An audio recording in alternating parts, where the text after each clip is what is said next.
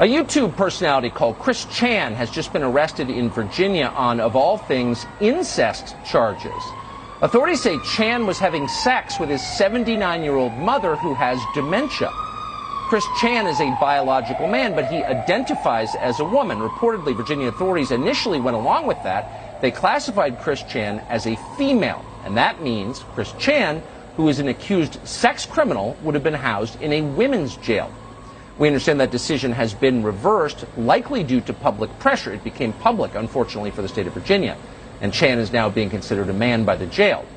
But this is not an isolated incident. Many prisons in this country do house biological men with women.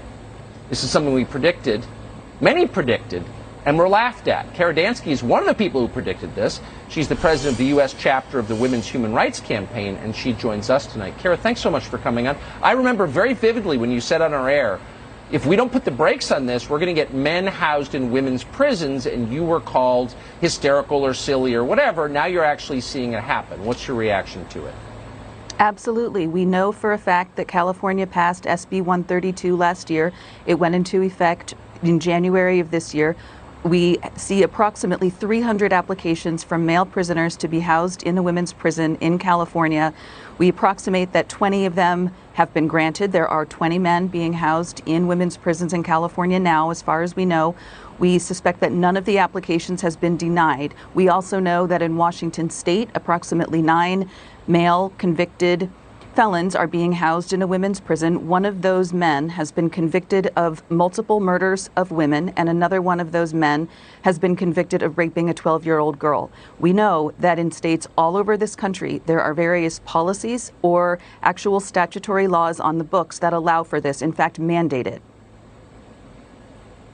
I mean, I'm not in the habit of, carrying the banner for prison inmates, but this is cruel and unusual. And even if you've been convicted of a crime as a woman, you have an expectation that you're not going to be raped in jail. I mean, has anyone brought this to court? It's so over the top, outrageous.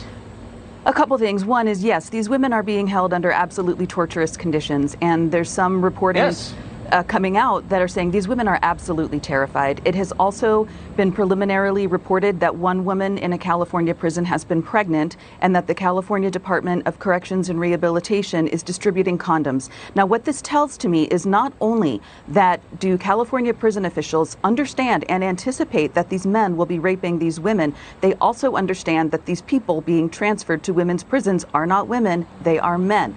It completely uncovers the lie that, quote unquote, trans women are men, or trans women are women, and California prison officials know that.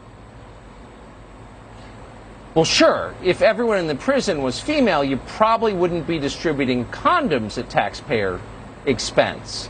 The reason that they are doing this is because, yes, exactly. If these prisoners being transferred were women, pregnancy would not be a concern. This should be obvious to everyone. But the problem is that most people in America have no idea that this is going on.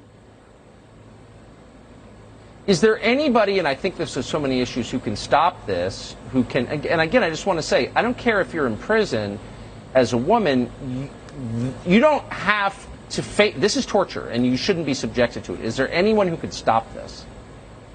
It absolutely could go to court, and I should also note it is in blatant violation of international norms that require the separation of prisoners by sex. It's also worth noting the vast majority of women in prison have not committed a violent offense, and women tend to be housed under lower security restrictions than men do. So what this is going to mean is that either when men get transferred to women's prisons, they will be held under conditions that are of lower security than they ordinarily would, or officials are going to have to increase security in women's prisons. Right. And women are held with more lax security because they're far less prone to commit sex crimes until you put men into the female population. This is truly insane. And you called it really, really early. And I remember the derision you faced for saying that. And you've been proven right, unfortunately. Kara Dansky, thank you. Thank you. So this probably is not going to surprise you, but a lot of the people who push the defunding police lunacy on the country, the stuff that destroyed our cities and killed thousands of people, have been caught with private security that you're paying for. One of them just got Forced to explain why she's doing this on camera. Is she embarrassed? Wait till you see this tape. We'll be right back from Budapest.